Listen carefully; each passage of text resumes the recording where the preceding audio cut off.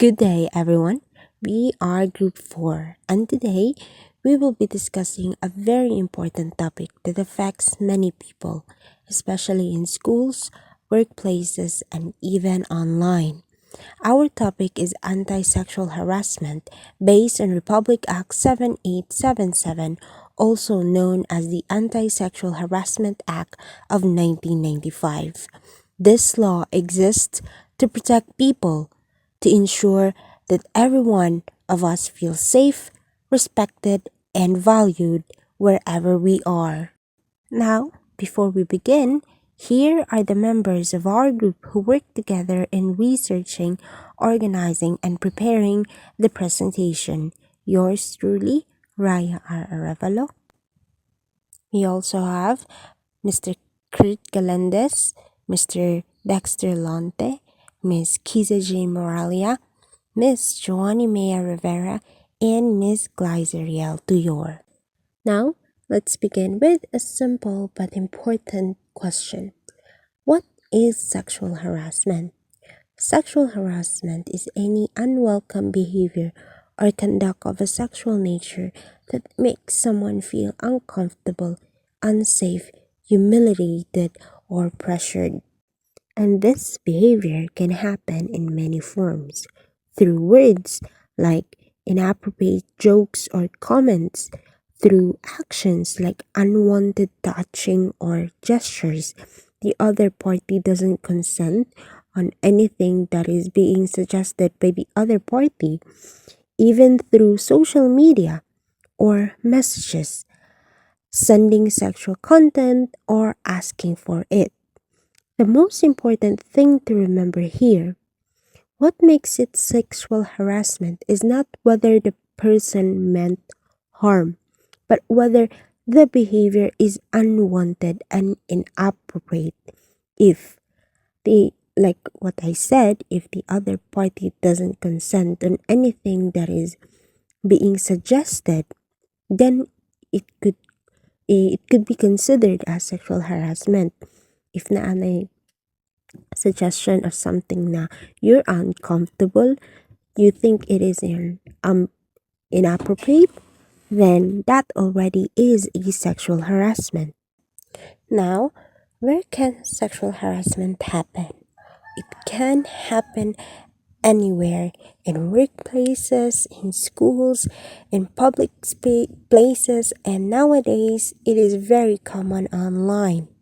The Philippines has laws that protect us, and one of them is RA 7877, which is the Anti Sexual Harassment Act of 1995. This law recognizes that sexual harassment is not really about attraction, it is about power, control, and disrespect. When someone uses their position, authority, or even social influence to make another person feel pressured or uncomfortable, this is harassment. So now that we understand what sexual harassment is, let us explore how it happens and how we can protect ourselves and others, because awareness is the first step to ending the cycle. Good day, everyone. Today we're going to delve and discuss into a crucial topic, understanding sexual harassment. As the title suggests, we'll be focusing on the various forms it can take and examining real-world examples or maybe na-encounter na ninyo or sa inyong mga friends. So, sexual harassment is a pervasive issue that affects individuals in various settings. So, from workplaces, trabaho, sa eskwelahan, and even sa public spaces. It's essential to recognize the sexual harassment isn't just one type of behavior. So, dili na siya usara gyud ka behavior ang sexual harassment. It encompasses a range of actions that kaning mag-create of hostile, offensive, or intimidating environment. Kanang maka-feel bitaw kag unease. So, let's break down the different forms of sexual harassment to better understand what they entail. So we have here, I think, five type of harassment. So first one is the verbal harassment.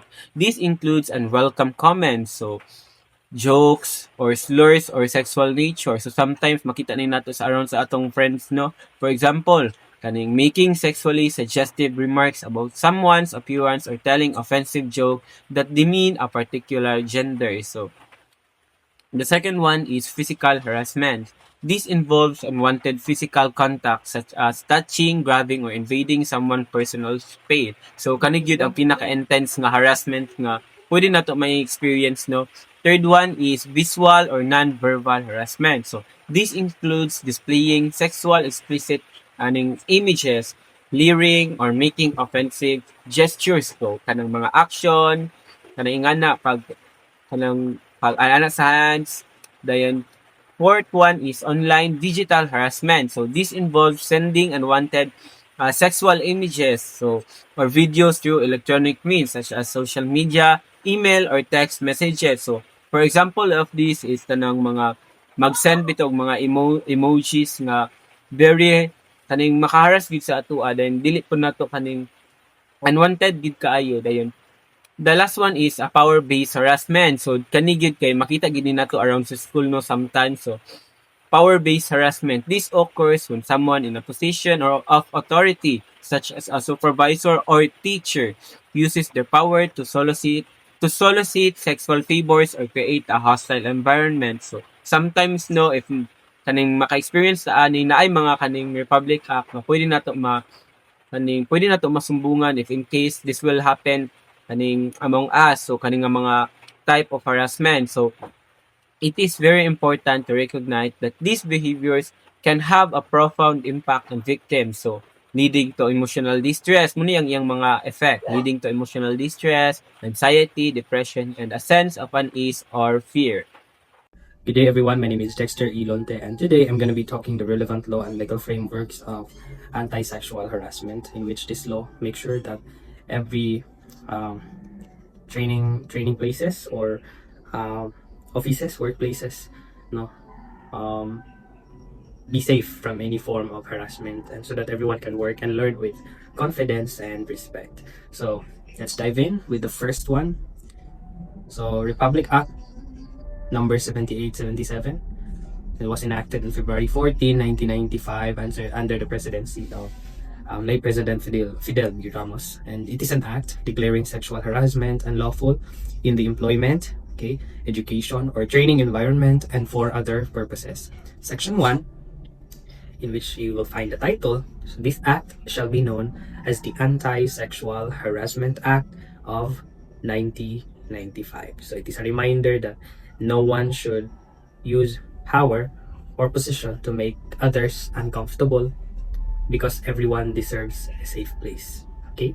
So you'll be safe here. Okay, section 2, declaration of policy. So the state shall value the dignity of every individual, enhance the development of its human resources, guarantee full respect for human rights, and uphold the dignity of workers, employees, applicants for employment, student, or those undergoing training, instruction, or education. And towards this end, all forms of sexual harassment in the employment, education, or training environment are hereby declared unlawful. It says here that the state shall value the dignity of every individual or every person, and must ensure respect for human rights. So in simple terms, this means whether you are a student, you are an employer, whether you are a teacher, an employee, training, you deserve to feel safe, respected, and comfortable. No, if naaman ka sa workplace or school or sa training places, no, and no one should experience fear, shame, or discomfort in places meant for growth and learning. Okay? So labihan sa nato ang section 3 because later on mag-duel ang coworker tanawa lagi ang ako ang co-reporter ana. So let's jump into section 4. The duty of the employer or head of office in a work-related education or training environment. So it shall be the duty of the employer or the head of the work-related educational or training environment or institution to prevent or deter the commission of acts of sexual harassment and to provide the procedures for the resolution, settlement, or prosecution of acts of sexual harassment. So meaning the employees, teachers, school heads, they should be the one to protect.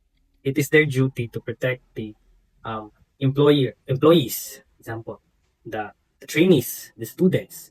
So it just tells us that leaders or head of office, no, in education, work-related, may na training environment, it doesn't just na mag-manage sila og tao, but also they protect, no?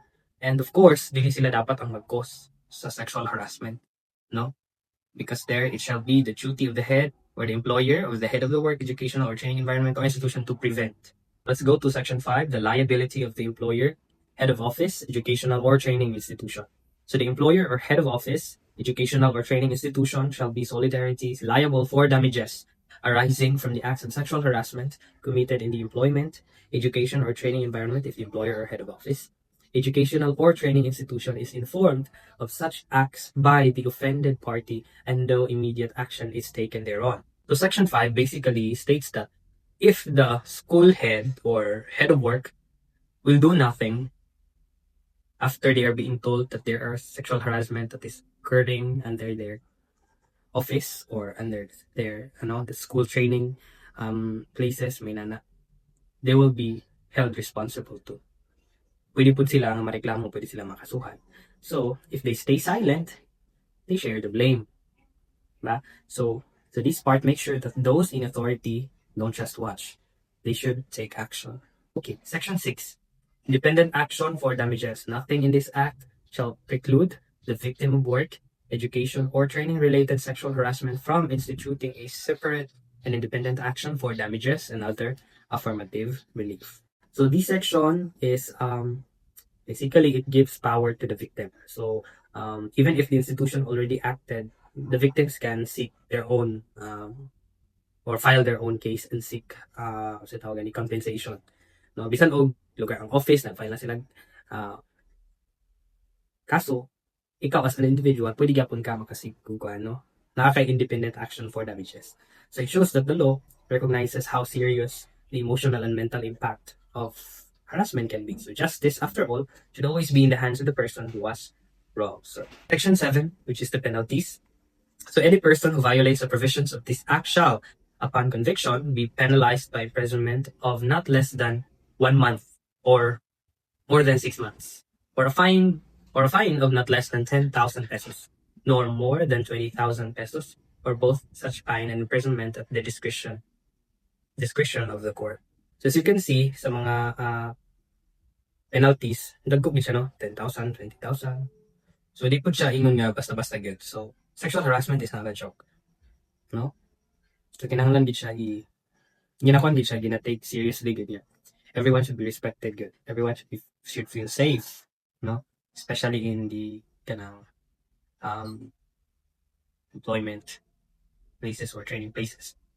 Kung na mga section wala na kay namo gi-appeal, no, gamay na lang to sila. Have here the section 8, the separability clause. If any portion or provision of this act is declared void or unconstitutional, the remaining portions of provisions hereof shall not be affected by such declaration. And section 9, repealing clause, all laws, decrees, orders, rules, and regulations, other issuances, or parts thereof inconsistent with provisions of this act are hereby repealed or modified accordingly. So, ligpon gini siya nga law, no, for anti-sexual harassment.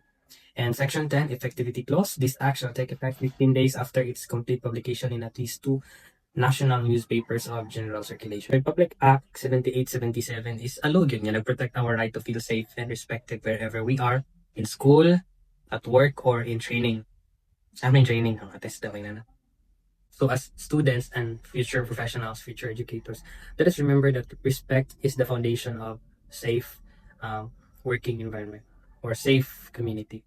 So when there's something is happening, there's something wrong, we should speak up, no? Care for the hurt, no? If nangasakitan na, nang harass, we should take action. We should do our part, no? Dili ta magpakabutabungol, not just that, we should not be apathetic.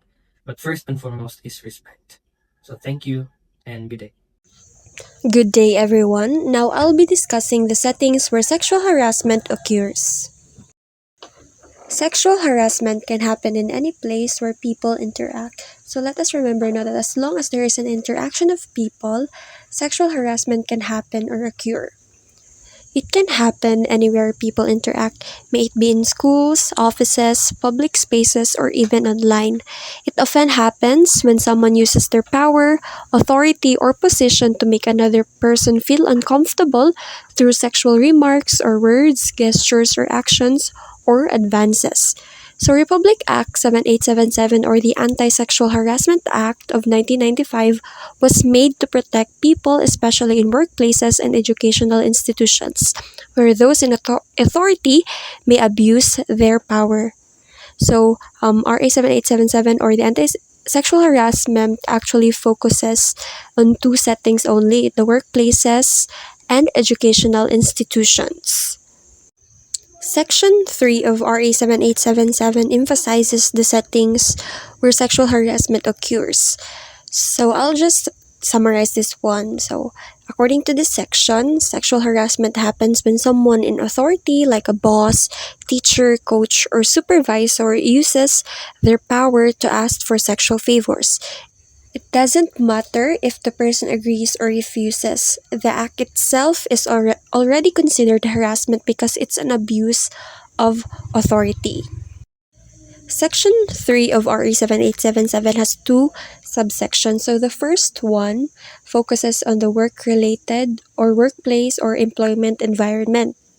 So in the workplace, sexual harassment can take many forms. It can happen when a supervisor asks for sexual favors in exchange for a promotion or job security.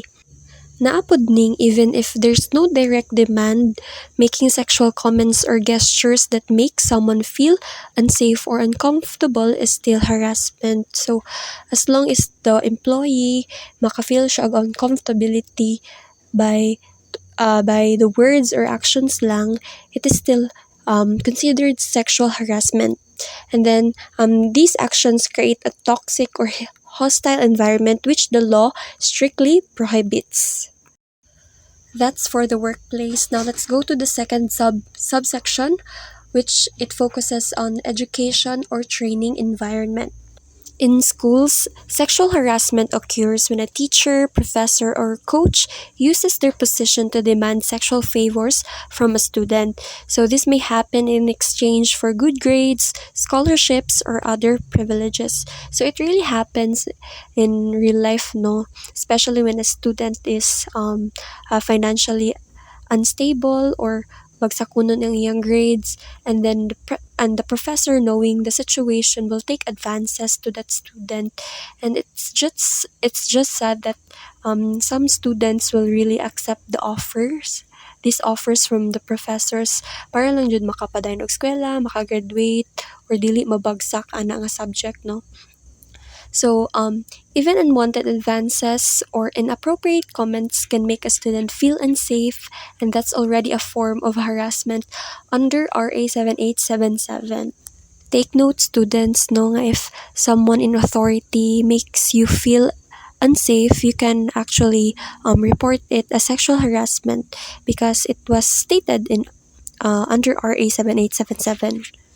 Now, any person who directs or induces another to commit any act of sexual harassment, as herein defined, or who cooperates in the commission thereof by another without which it would not have been committed, shall also be held liable under this act. So what does this mean? It means that anyone who encourages, helps, or allows sexual harassment to happen can be punished. This means that even if someone didn't do the act directly but supported or stayed silent while it happened, they can still be held responsible. So, basin na mo'y kaila or a family member or friends that committed sexual harassment, and instead of reporting them to the authority, you actually supported them or stayed silent for what you witnessed or what you know. Nana, pwede mo, take note nga, pwede mo makulong together with the perpetrator or makabayad sa fine. Basta you will also be held responsible or accountable even if you didn't directly do it. Although RA 7877 focuses mainly on workplaces and schools, sexual harassment can happen anywhere, as what I have said earlier. So, in public spaces, people might experience catcalling, groping, or stalking. Online, it could be sending unwanted sexual messages or photos. Even at home, in religious groups, or in sports teams, harassment can occur when power or trust is abused. So, wala gyud place nga exempted where a sexual harassment can't occur. So anywhere it can happen, no? So that's why newer laws like the Safe Spaces Act or RA 11313 were made to expand protection in these settings. So that's all for the settings where sexual harassment occurs. Okay, so I will be discussing a very important topic, no, that promotes fairness, safety, and accountability in our institution. So this is about reporting and complaint procedures. So especially in kanang cases that involves misconduct or sexual harassment. So this process is guided by the Anti-Sexual Harassment Act of 1995 or RA 7877 and the Civil Service Commission Memorandum Circular Number 11, Series of 2021. So now, let's go through the step-by-step process of filing a complaint, understand the role of the Committee on Decorum and Investigation or CODI, and learn about the rights of both complainants and respondents. So, the first step is to document the incident. So, this means writing down everything that had happened as soon as possible. So, it should include the date, the time, and the location of the incident, the names of the people involved, and a clear description of what was said and done sa imuha. And also the witnesses, or is there any witnesses or evidence such as screenshots, messages, photos, or even recording, no, pwede na siya. As long as na kay supporting evidence ato imong complaint, no? So this documentation is important because it serves as the foundation of your complaint.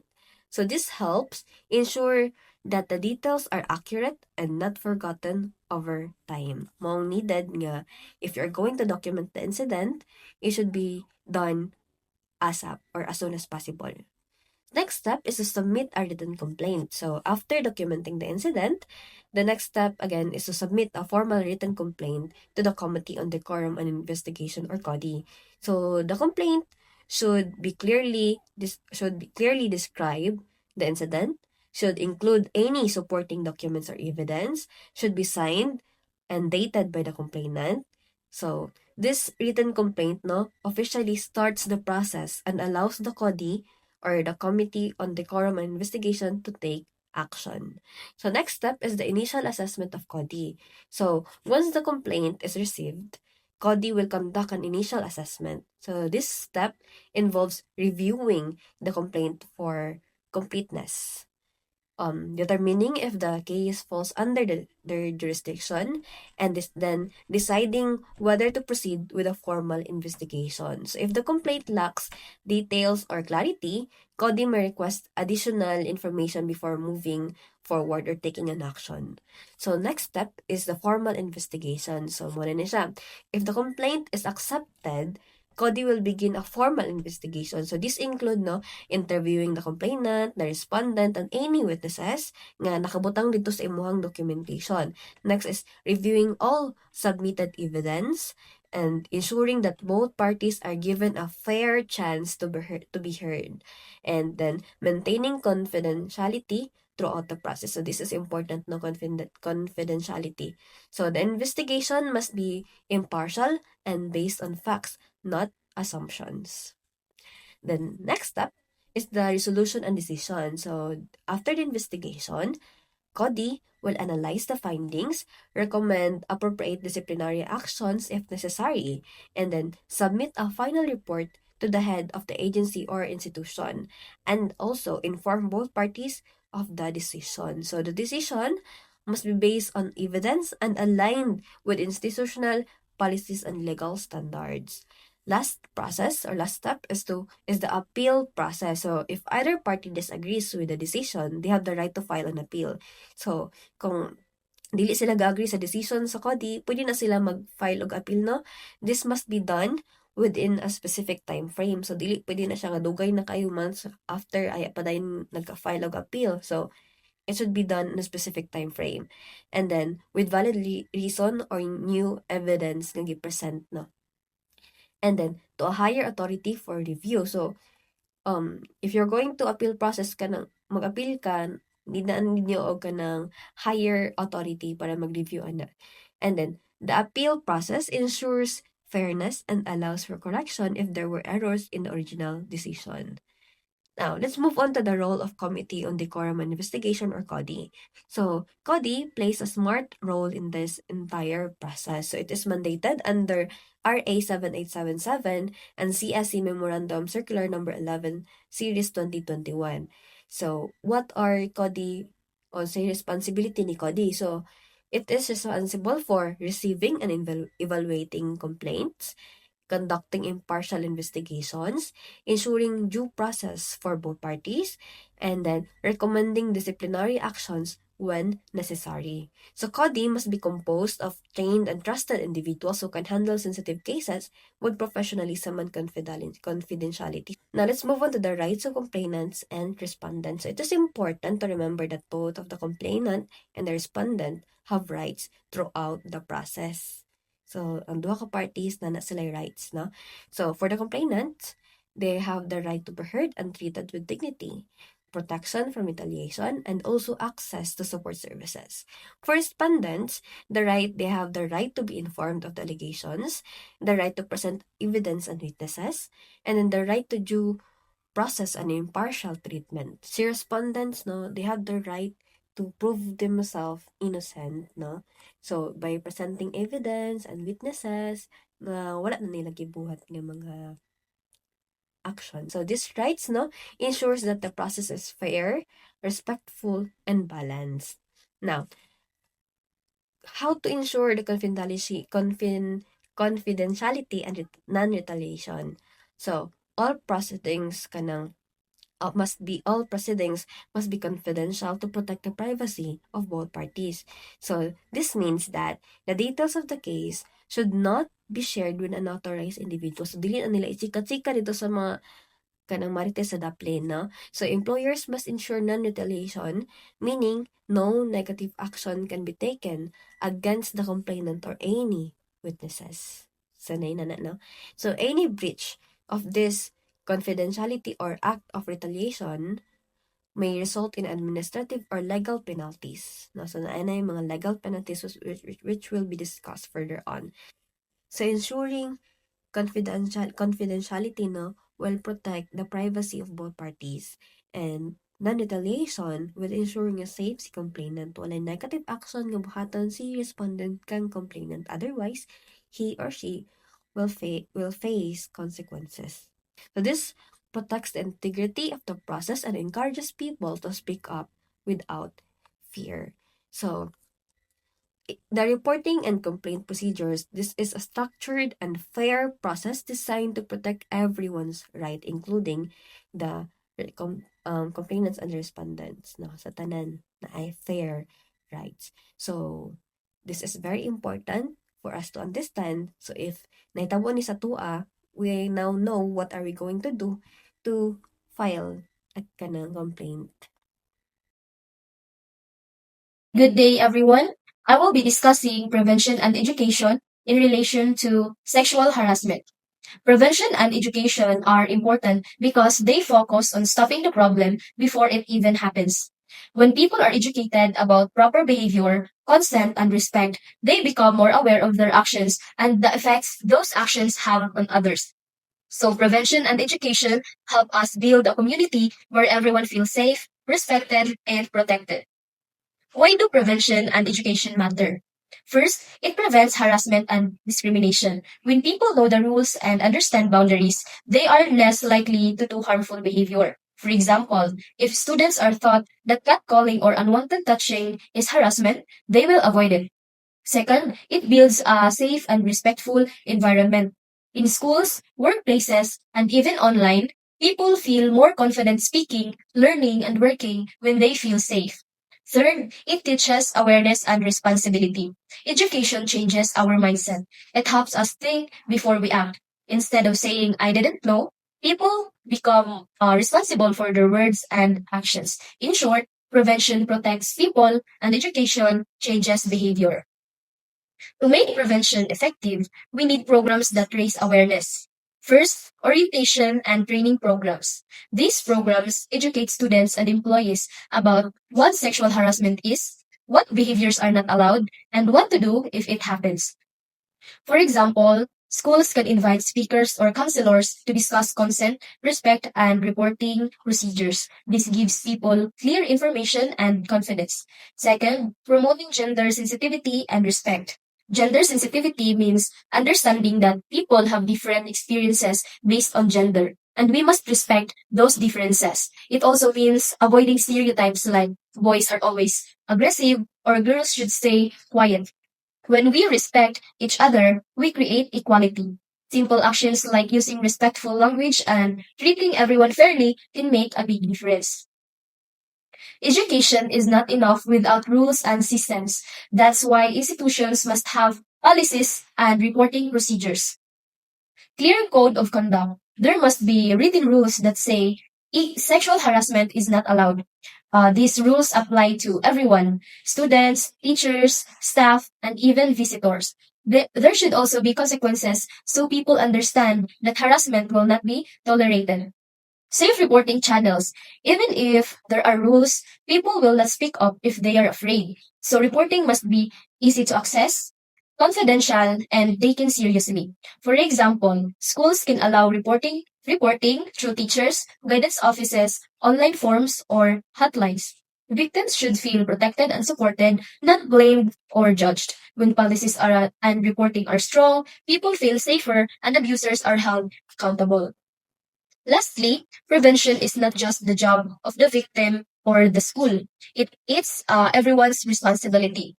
Bystander intervention means stepping in when we see harassment or something inappropriate, but it doesn't always mean fighting or confronting. There are always safe ways to help. If safe, speak up and say, that's not okay. If it feels risky, distract the situation or change the topic.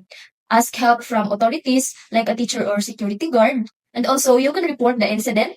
And you can also support the victim by checking if they are okay. So, its positive impact is when people are aware, speak up, and take action, the environment becomes safer. Victims feel supported, and harassments think twice, and the whole community becomes more respectful and equal. So, prevention and education combined with action from all of us can truly reduce sexual harassment and can create a culture of respect. At this juncture, we will talk about how we can support someone who has experienced sexual harassment. Our words and actions can make a big difference in helping them feel safe and respected. First, we have to listen and believe them. If someone shares their experience, our job is to listen carefully. Do not interrupt. Do not doubt them. Simply say something like, I believe in you. Thank you for trusting me. Victims often fear that others will not take them seriously. Believing them helps begin the healing. Second, show empathy. Empathy means trying to understand what they are feeling. Use gentle words. You can say, I'm really sorry that happened to you. You didn't deserve that.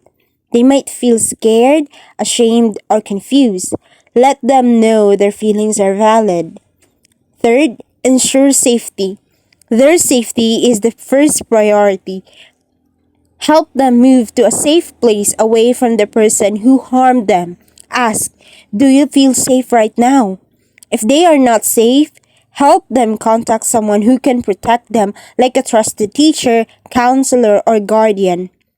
Fourth, maintain confidentiality. What they shared is personal. Do not tell others without their permission. Only share information if they want help from authorities or support services. Keeping their trust is very important. Fifth, encourage reporting, but do not force it. Tell them they have the right to report what happened, but do not pressure them. You can say, if you want, I can help you talk to a counselor or a school official. You do not have to do this alone. The goal is to give back their sense of control, not take it away. 6. Provide access to help. Support them in finding the help they need. This could be a school guidance counselor, a trusted teacher, or a social worker, even doctors for mental health professional. Help them know they are not alone. And lastly, stand as an ally. Being an ally means supporting them consistently. Check in with them, walk with them to get help, let them know you are there for them. You can say, I'm here for you, you are not alone. Your presence can bring comfort and courage. Harassment is never the victim's fault. It will never.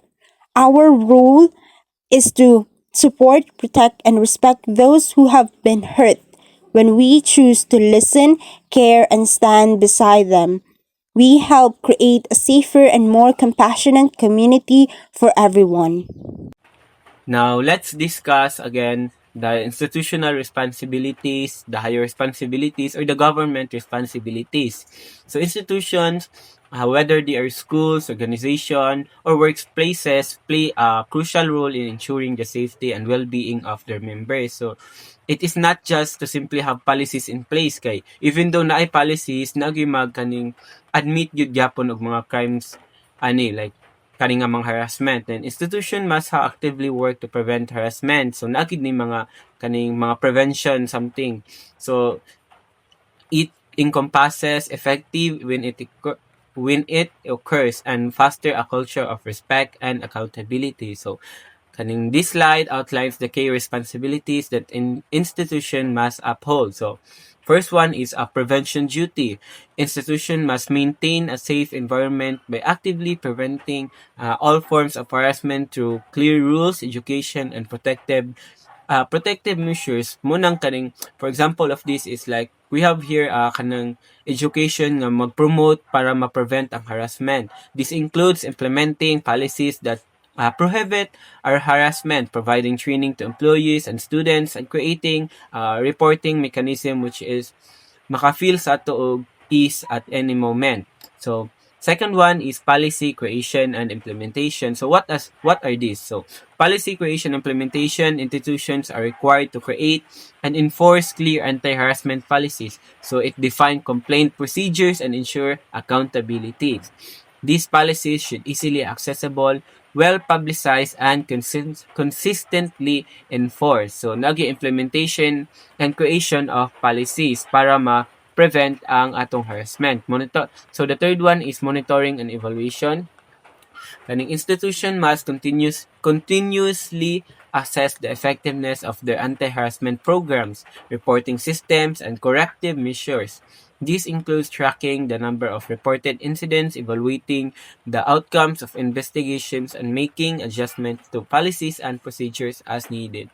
That's why kaning every harassment kay gina-record yun na siya kay para ang accountability ug ma-measure pud nato if kaning pila na ang nag-commit sa crime. So lastly is awareness campaigns. Institutions should conduct information drives, orientations, and training to promote respect, equality, and zero tolerance for harassment. That's why also nga naaputay ka ng mga orientation diri around sa atong mga barangay, sa ato ang mga sa around sa schools o even sa workplaces. So this includes educating members about different forms of harassment, kaning bystander intervention strategies, and the importance of reporting incidents. That's why these responsibilities are not just ethical considerations, they are legal obligations. So again, not ethical considerations but also legal obligations under Philippine laws such as the Safe Spaces Act, the Anti-Sexual Harassment Act, and the Magna Carta of Women and the Mental Health Act. Thank you. So hello, it's me once again. And this time I'm gonna be talking about building a culture of respect and consent. So building a culture of respect and consent, it starts with recognizing that everyone, okay, every single one deserves to feel safe and valued, regardless of position, regardless of gender, no. So let's respect and ask for consent. It's recognizing the personal boundaries in all kinds of interactions. It doesn't mean that you're working for a long time, pwede na ka mo barge in into someone's life, no? Someone says no, then no, diba? If someone says yes, then yes. No? If no, it's a no. It's yes, it's a yes. If yes, it's a yes. So ano siya? Treating others with fairness and equality. So regardless of gender or position. So by that, it keeps our spaces healthy and inclusive. So maligayang pamilya, happy-happy. So by choosing empathy, meaning uh, wearing other shoes, feeling other shoes, no, doesn't just nga you took pity on someone, but like you really wanted to see others, uh, feel others' pain in their perspective, like putting yourself in their perspective. And accountability, we help create a community where people feel protected and relationship are built on trust. So that's how you build a culture of respect and consent, whether in workplaces or in training institution or in school. So basically, bisan og student pata, we can practice this, no? Kay kanus am data mag-practice. We are future professionals, we are future teachers. So when are we gonna be practicing this? So the best time to practice this is now, 'di ba? So karon pa lang we should build trust, no? Or we should build respect and consent. So again, let's choose empathy, kindness, and accountability para maka-create ta og kanang space nga safe, comfortable, everyone is feel respected or heard. Nga wala bitaw feeling nga uncomfy. Hindi siya safe and so let's work on that. Okay? So or let's build that culture of respect and consent. Thank you. For our call to action, guys, let's always remember to treat everyone with dignity and respect because no one deserves harassment. Also, let's be aware of our words, actions, and behavior towards others. Then, let's speak up or report when we witness inappropriate conduct. And lastly, let's promote a safe and inclusive environment for all. Let us also remember these four words. First, awareness. Notice and challenge inappropriate behaviors. Second, courage. Stand up for others and report harassment. Third, support. Encourage victims to speak and seek help. And lastly, impact. Small actions create safer, more respectful communities. Again and again, let's say no to sexual harassment. Never mag-harass because no one deserves harassment. Instead, everyone deserves respect. That would be all. Thank